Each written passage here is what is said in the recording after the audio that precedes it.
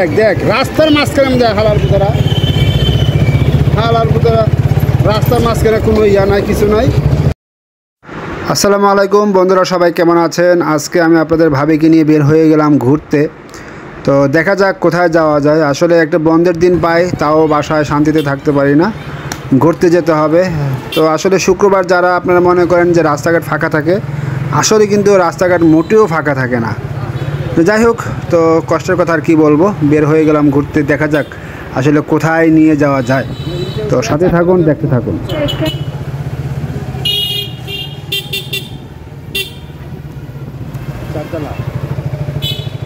তাড়াতাড়ি দেরি হবে।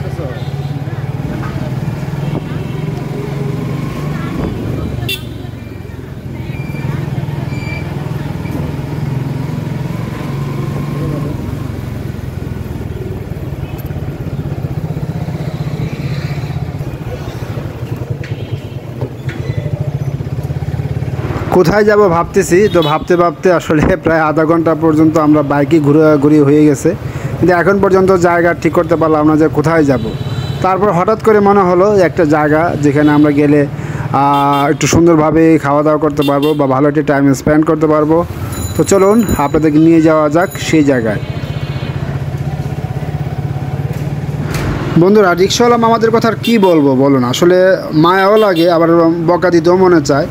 ওরা মনে করেন যে যখন যেভাবে খুশি সেভাবে গাড়ি থামায়। হঠাৎ করে মনে করেন যে আমি বাইক রাইড করতেছি, হঠাৎ করে কী করলো, সে সামনে ব্রেক করে ফেললো। হঠাৎ করে কী করে ডান থেকে বামে চলে যায়, হঠাৎ করে বাম থেকে ডানে চলে যায়। আর সবচেয়ে বিরক্ত লাগে কখন জানেন বন্ধুরা? যখন কোনো ইউটার্ন থাকে বা যখন কোনো রাস্তার মাঝে কাটা থাকে, তো ওরা কী করে এক পাশ থেকে অন্য পাশে আসার জন্য রাস্তার কাটা যখন ব্যবহার করে, তখন কখনোই ওরা ডান পাশ এবং বাম পাশ ওরা দেখে না দেখে হঠাৎ করে কী করে এক প্রান্ত থেকে বা এক পাশ থেকে অন্য পাশে যাওয়ার জন্য হঠাৎ করে কী করে গাড়িটা ঘোরায় ফেলে। তখন আমরা যারা রাইডে থাকি, স্পিডে থাকি, তখন আমরা তো চাইলে জায়গার ভিতরেই ব্রেক করতে পারি না, তাই না? তো এটা আসলে তাদের মাথায় ঢুকে না। তোরা যখন রাস্তা পার হবি, যখন এই কাঁটাগুলোকে ব্যবহার করবি, তখন অবশ্যই তোরা ডান দিকে এবং বাম দিকে বারবার তাকাবি। তাকানোর পরে তোরা রাস্তা পার হ। সেইটা না করে সে ঠাস করে আপনার গাড়িটা ঘুরাই ফেলে, যে কারণে আসলে এতটা বিরক্ত লাগে, আসলে কিছু করারও নাই। ওদেরকে যে বকা দেবো বা মারবো তারও তো কোনো উপায় নেই। আসলে খুব মায়া লাগে, কিন্তু কী করবো বলেন? ওরা কিন্তু এই জিনিসটা বুঝতেই চেষ্টা করে না যে হঠাৎ করে গাড়িটা ঘোরাবো না, হঠাৎ করে বাম থেকে ডান দিকে যাব না। যতগুলো বাইক অ্যাক্সিডেন্ট হয়, সবগুলো বাইকে অ্যাক্সিডেন্ট হয় সিএনজির জন্যে, না হয় রিক্সা ড্রাইভারদের জন্য। বাইকাররা কিন্তু নিজেদের দোষে বা নিজেদের কারণে খুব কম অ্যাক্সিডেন্ট হয়, খুবই কম। আপনি একটু খোঁজ নিয়ে দেখবেন, যতগুলো বাইক অ্যাক্সিডেন্ট হয় মানুষ কাউকে বাঁচানোর জন্যে, হয়তো বা কোনো রিক্সাকে বাঁচানোর জন্যে। এইসব কারণে আসলে বেশিরভাগ অ্যাক্সিডেন্ট হয়ে থাকে। তো আপনারা যারা বাইক রাইড করবেন, অবশ্যই এইগুলো মাথায় রাখবেন। যে বন্ধুরা, চলে আসছি, দেখেন এটা হচ্ছে তালতলা, এবং আমরা যেখানে আসছি সেটা হচ্ছে তালতলার লাইভ পিৎজা ঘরে। এবং এই যে ঘরটি, এইখানে আপনার প্রচুর ভিড় থাকে। আমরা যদি একটু আগে চলে আসছি, একটু পর থেকে এখানে এত ভিড় থাকবে যে আমি যে বসছি, বসার জায়গাটাও পাওয়া যায় না। একেবারে লাইভ ওরা পিৎজা বানিয়ে দেয়, এবং ওদের জায়গাটি খুবই ছোট। এই যে দেখতে পাচ্ছেন একটি লোক কী বলে এটাকে, পিৎজা স্টিক পরিষ্কার করতেছে। এর পিছনে যে জায়গাটা, এই পিছনে আপনার 4টি টেবিল আছে, ছোট ছোট 4টি টেবিল। 4টি টেবিলে 4 দোকানে 8 জন বা সর্বোচ্চ 10 জন বসতে পারে। তো এর বাহিরে কেউ বসতে পারে না। আর এর বাহিরে যারা আছে সবাই রাস্তার মাঝে এরকম চেয়ারে বসে ওদের লাইভ পিৎজা উপভোগ করে থাকে। তো আমরাও এখানে বসে গেলাম। আমরা ওদেরকে বলছি যে ভিতরে যদি জায়গা থাকে তাহলে অবশ্যই আমাদেরকে যেন জায়গাটা ম্যানেজ করে দেয়। এই যে দেখতে পাচ্ছেন, এটা হচ্ছে তালতলা। ওই যে দেখতে পাচ্ছেন সামনে হচ্ছে তালতলা মার্কেট, বাসাবো তালতলা মার্কেট। এটা অনেকে খিলগাঁও মার্কেটও বলে থাকে, খিলগাঁও তালতলা মার্কেটও বলে থাকে। তো তাকে জিজ্ঞাসা করতেছিলাম কী ব্যাপার, তুমি কী খাবা? তার একটি পছন্দ, সে পিৎজা খাবে। তো আমরা আসলে পিৎজার মেনু কার্ডটা হাতে নিয়ে দেখতেছিলাম প্রাইস কেমন।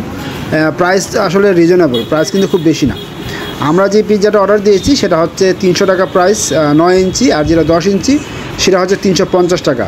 খুবই সুস্বাদু। আসলে আমি এর আগেও অনেকবার পিৎজা খেয়েছি, বাট এখানে পিৎজাটা খুবই ভালো লেগেছে। দেখতে পাচ্ছেন মানুষ আস্তে আস্তে ভিড় করতেছে, বা মানুষের পরিমাণ বা সংখ্যা একটু পরেই অনেক বেড়ে যাবে। এটার নাম অনেক শুনেছি, পিৎজা লাইভ। এটা কিন্তু আসলে ওদের পিৎজাটা অনেক ভালো। এর আগেও আমি খেয়েছি, বাট অনেক ভালো লেগেছে। তো আপনারা কিন্তু এখানে চাইলে একটু ঘুরে আসতে পারেন, ঘুরে যেতে পারেন এখান থেকে। এখানে কিন্তু খুব আহামরি কোনো ডেকোরেশন নেই। ওদের দোকানটা খুবই সিম্পল, এবং যদি ভিতরে জায়গা না থাকে তাহলে বাহিরে বসেই খাওয়া দাওয়া করতে হবে।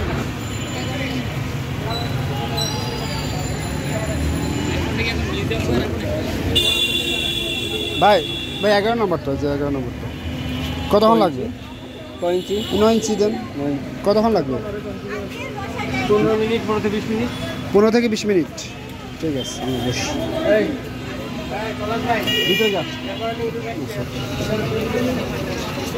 15 থেকে 20 মিনিট লাগবে।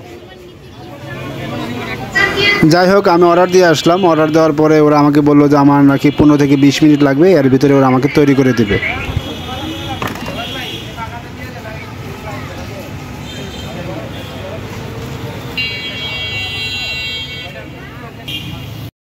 ফাইনালি চলে আসলো পিৎজা, দেখতে পাচ্ছেন।